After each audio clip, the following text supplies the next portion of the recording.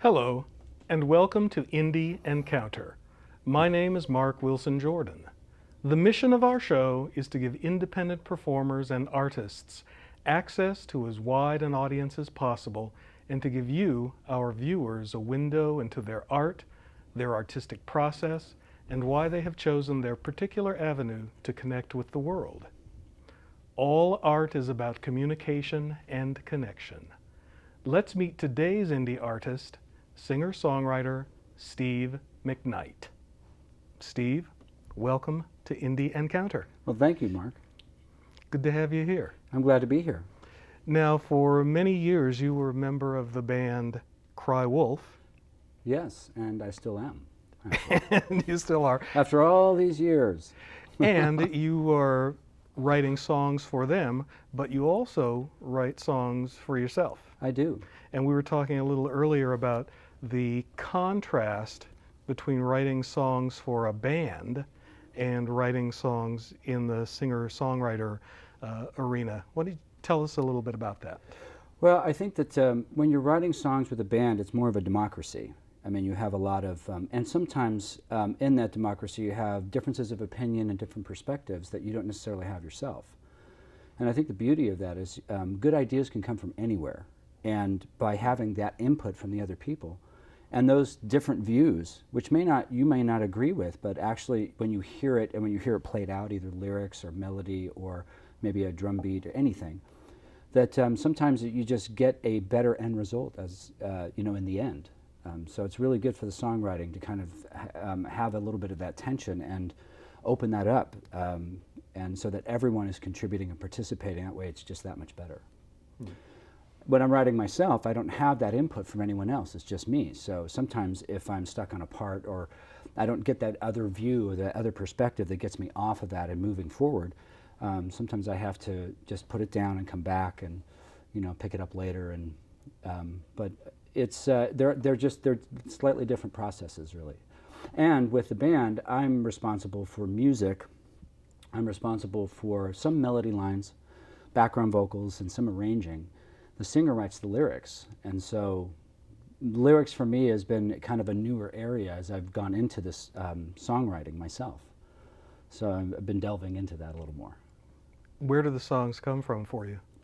The songs for me come from life. Yeah, they come from life. I guess you could say I've done a lot of living in a small amount of time. And so I have a lot to write about. And I usually write about either situations or feelings, inside things I need to get out if there's been a tragedy or something like that for me to really express it. That I really can't so much with words, but maybe words and music to really convey that. So very personal.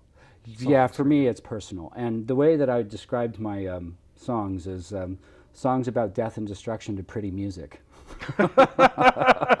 No, but it really, I mean, people will come up and say, "Is everything okay with you?" So you're not seeing someone professional about all of this, like But no, it's really getting all these feelings out, and this is a great way to express it.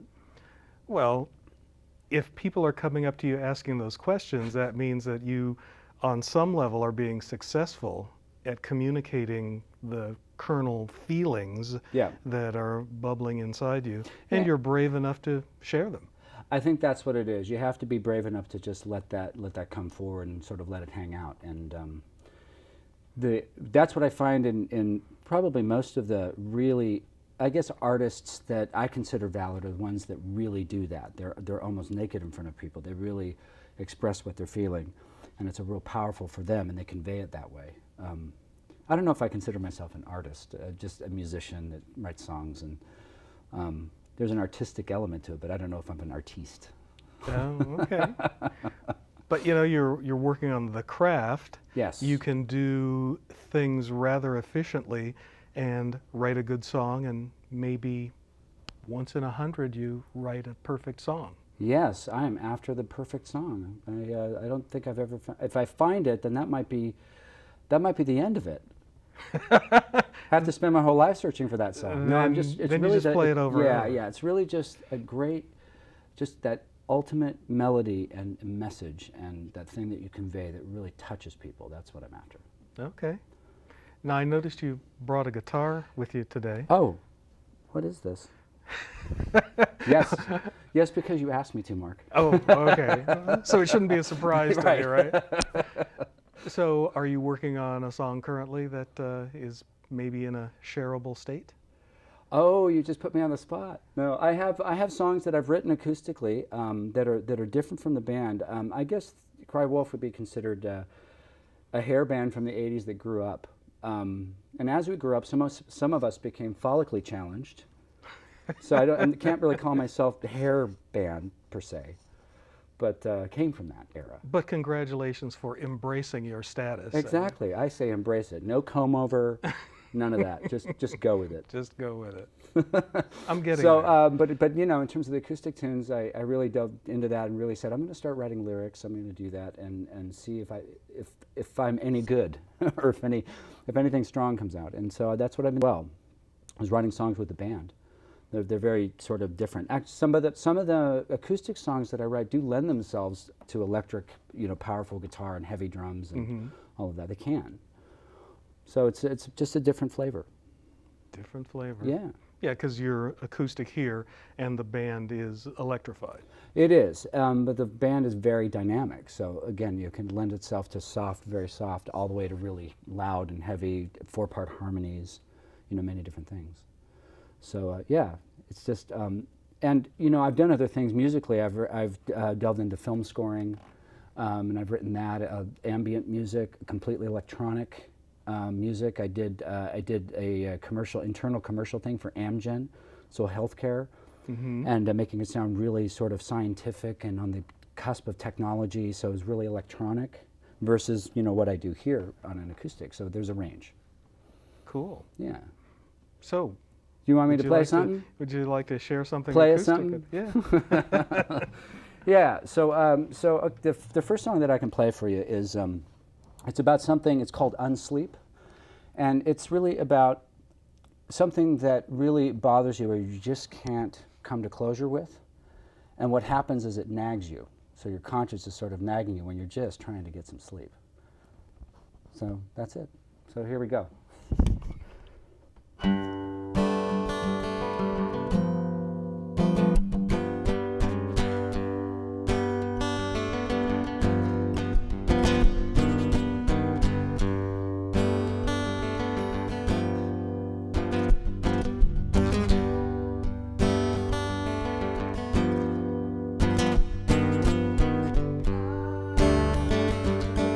Hours sifting through my brain.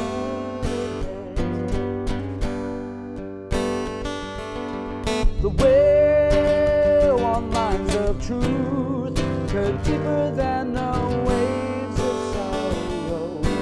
I'm on the borrowed keys of sleep descent, a vengeful conscience bent on facing it.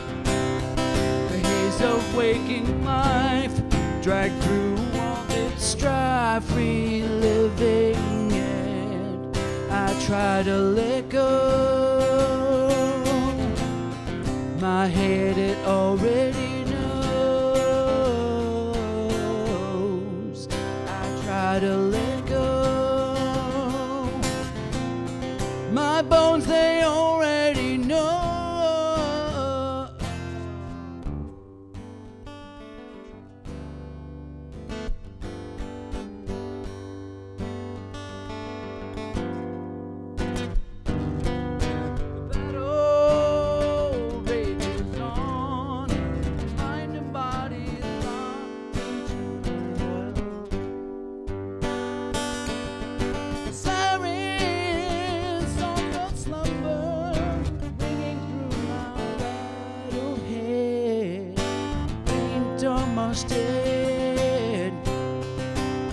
Of sleep's descent, a vengeful conscience bent on facing it. The haze of waking life dragged through all the strife, reliving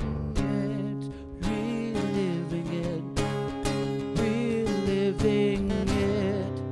I try to let go. My head, it already knows.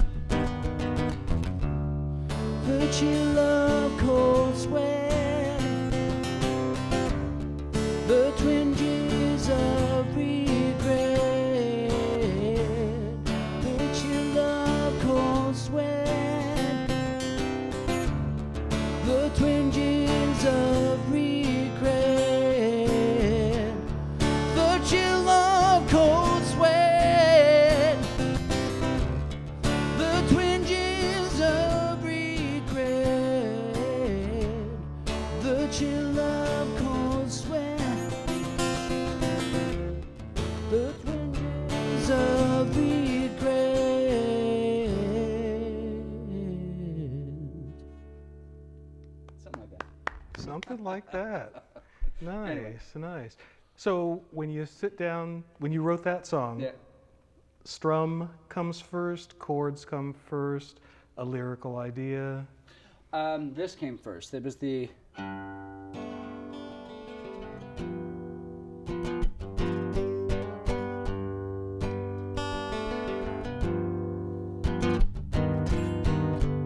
That's Okay. it.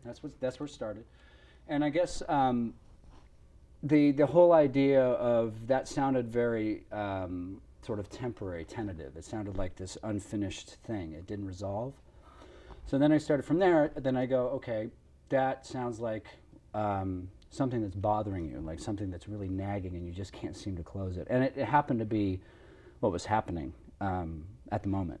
So I sort of captured an energy at the moment of something that was really bothering me, you know, because there's been some stuff that had been happening over the last few years. And so it was unresolved. Yes. You wrote this little piece that was unresolved, and it's sort of it's a spark. And it's like, wow, this is connecting with what I'm feeling right now. And it's talking about that whole thing of a vengeful conscience bent on facing it. So it's like your conscience is saying, you have to face this, even if you're trying to sleep. I'm going to bring this back to you. And you keep coming around to it, and you just want to sleep. And so it's the chill of cold sweat at night. It's the cycle of just trying to do that. You wake up, you fall asleep, wake up. Or the chill of cold sweat, the twinges of regret, those things that just cycle through. So that's the night. That's the whole process of just trying to get some sleep. So. That's a powerful song. Oh, thank you. Thank you for sharing. Thanks. Yeah. So that song written for you or the band? That is a me song. That's a Steve song, a little more personal. I don't know that it suits Cry Wolf as much, but you know, it could. You could take this and spin it. And what we do sometimes is we'll take ideas that I may have from other songs and make a new song out of it. So we'll just give it a different treatment, and then add different parts on it, put harmonies on it, and the big drums and all that stuff, and make it a big rock song. So a big rock song. Big rock song. Yeah. You were telling me earlier that Cry Wolf it wasn't a metal band; it was a hair band, but yeah, we had a little bit too much melody and a little bit too much groove for that. Okay. And most, metal, if the horns metal, is really not very groove oriented. It's what we call sort of Viking rock. It's very almost mechanical, and we always had kind of a body movement in our drums and what we did, and we also had a lot of melody harmonies and different influences that we couldn't hold back. So while we sounded loud and maybe even distorted, we had melody and we have 4-part harmony, and that's kind of set us apart from a lot of the bands we were playing with. I mean, if you can imagine 3,000 bands in a 4-block area on Sunset Boulevard, all trying to vie for the same 20 spots to get seen and get noticed and discovered or whatever, or trying to build up a following to get signed. And so we managed to somehow, kind of rise through that a little bit and started selling out those clubs. Which is impressive in and of itself. Yeah, we had to fight for it. You really have to get out there 7 nights a week and promote, and we had to fight for it, but we did. Yeah. Now you said that you're still playing with Cry Wolf, yes. the band, and 3 of the 4 members are the same as the guys who were in the band in the 80s. We actually got together in the, this is going to totally age me, but the mid-'80s in the Bay Area, we actually started as another band called Heroes. Yeah, but you were in elementary school then, right? Exactly. I was just a fetus. I was just a fetus playing guitar. I couldn't get too far because of the cord, from my mom. No, really, mid-'80s, and then we all moved down because we had management in LA. So the band moved down there, and they said, we're going to make a go of this. And we ended up with a 4-piece of it. All the guys were from the Bay Area. And we did that first round of stuff. We had gone to Japan and toured all over the U.S. and did all that. And we did an MTV video and where we were on Headbangers Ball. And then, and then it was learn what not to do in the music business. We were very green about contracts. Had all of our equipment stolen in Houston. Ouch. 7 shows short of the tour finishing. And then the label dropped us and then our management. So we went through all of that stuff. And which is why you're now an indie band. Yes. Well, thank God for the internet and all of that, because we can now do it person to person and do it ourselves. Mm-hmm. So, But the bands, we stayed in touch, but just did different things musically and got back together a few years ago. Being urged by friends of ours to say, you guys really need to finish what you started. And so that's what we did, and we realized that that kind of chemistry just doesn't go away. We just stepped away from it a little bit. So we came back, picked right up, and the original drummer is now in Minneapolis, so very difficult logistically to get him out for shows. And so he said, continue doing what you're doing, you know, go find a good drummer. And I played in a couple of bands. One of them was this European leather-clad metal band out of Redondo Beach. Okay. I know. It was called Death Riders. And so I was doing this, you know, all these leather and just, you know, really heavy, and everything was a million miles an hour. And the drummer was Chris Moore. And the minute I started playing with him and we started to jam and get to know each other musically, I thought, this guy is really good, and he's like, I really like him. He's one of us. I said, I need to get him in Cry Wolf. So I finagled that, and now he's in Cry Wolf, and it's a great addition. So, Cool. Yeah. Cool. So, more music. More music. You want to hear that? More My music. Get Fiddle? Yeah. What should I play? I don't know.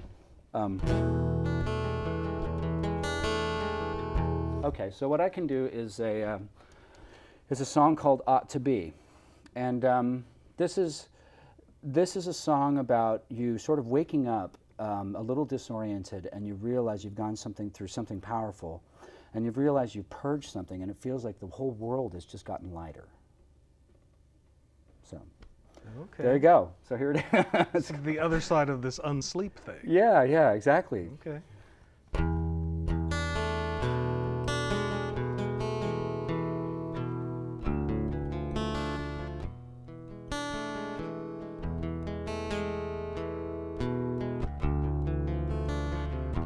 The embers from a smoldering fire, dancing in the morning light, a hazy head and lighter heart. The stillness stalks of missing parts. Something happened here. A scattered thread and faded chart. Oh, I have to trace it to the start.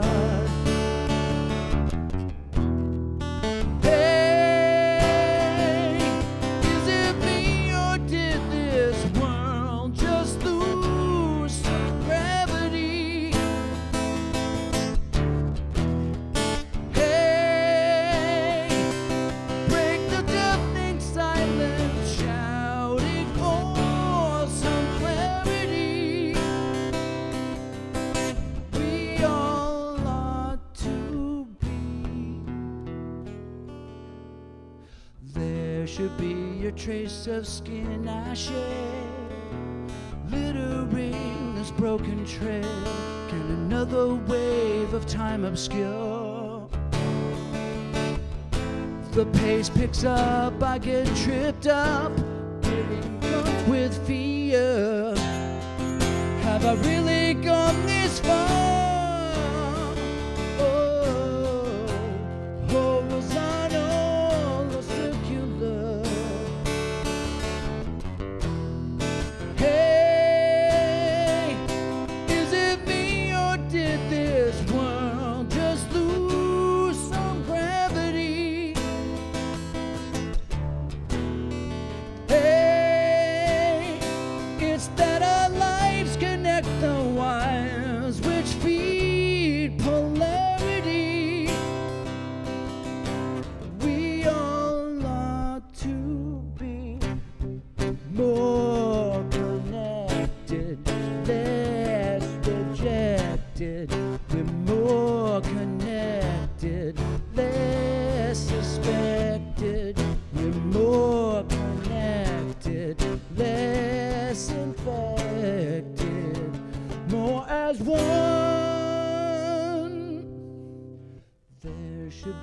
trace of skin I share, littering this broken trail.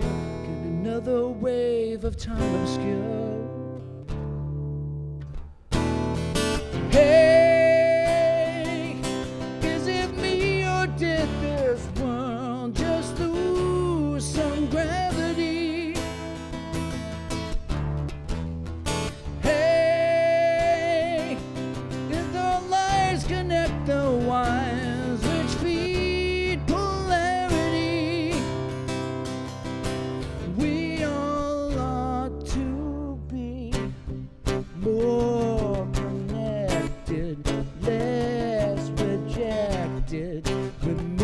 more connected, less inspected. We're more connected, less infected, more as one.